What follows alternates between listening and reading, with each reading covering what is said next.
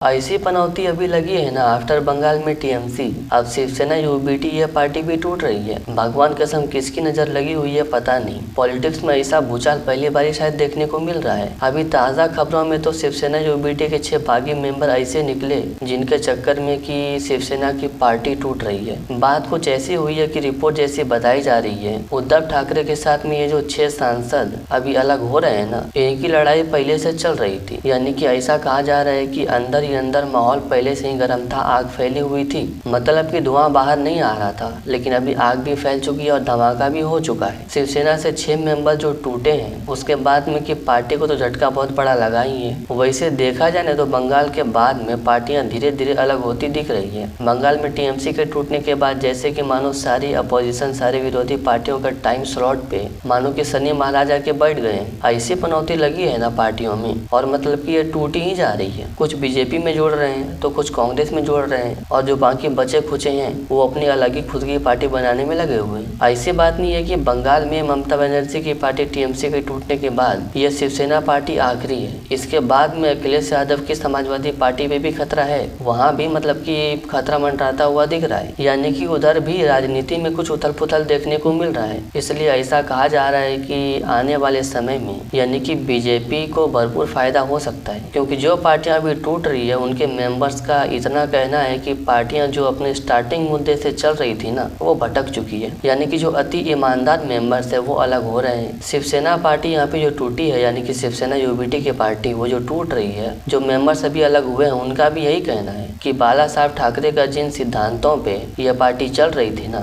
अब ये मतलब कि अपना अलग ही लाइन, अलग ही डायरेक्शन पकड़ चुकी है। मतलब इसका पूरा मोड ही चेंज हो चुका है। इसलिए अब इस पार्टी में रहना ठीक नहीं है। यानी कि अपने मुद्दे से भटकने के कारण पार्टियां अभी आपस में ही टूटी जा रही है। पहले राघव चड्ढा के साथ में बाकी के 6 मेंबर्स के अलग होने के साथ अरविंद केजरीवाल की आम आदमी पार्टी टूटी, यानी कि टूटना वहां से शुरू हो चुका। उसके बाद में बंगाल की टीएमसी पार्टी टूटी चुनाव के बाद में, और बाकी की अभी लेटेस्ट में तो शिवसेना की पार्टी यूबीटी है। अभी जिस तरह का माहौल बना हुआ है ना भाई साहब, ऐसा लग रहा है ना जैसे कि विरोधी पार्टियों में यानी कि अपोजिशन पार्टी सिर्फ कांग्रेस ही बन के रह जाएगी, बाकियों में उतना दम रहने वाला अब नहीं है। यानी कि जिस तरह से बाकी की पार्टियों का टूटने का क्रियाकलाप अभी जारी है, उसको देखते हुए ऐसा कहना शायद गलत नहीं होगा कि आने वाले समय में सिर्फ 2 ही मजबूत पार्टियां बन के रह जाएगी। पहला बीजेपी और उसके बाद में कांग्रेस, और बाकी सारे इसके सिर्फ सपोर्टर बन के ही रह जाएंगे। यानी कि अभी कुछ ऐसा हाल हो चुका है ना पॉलिटिक्स वाले मैदान में, जो भी यहाँ पे अभी उतरेगा ना उसकी पार्टियां मतलब कि समझो तो उसका बुरा हाल होना पक्का है, उसकी फजीहत होनी पक्की है। कुछ पार्टियां हार रही है और कुछ पार्टियां हारने को तैयार है। बाकी आगे अब किस पार्टी का नंबर आएगा आपको क्या लगता है, कमेंट में बताना। और ये भी बताना कि शिवसेना की पार्टी टूटने के बाद में उनका क्या होगा बॉस। कहे कि बताया ऐसा जा रहा है कि शिवसेना यूबीटी का एक इम्पोर्टेंट मेंबर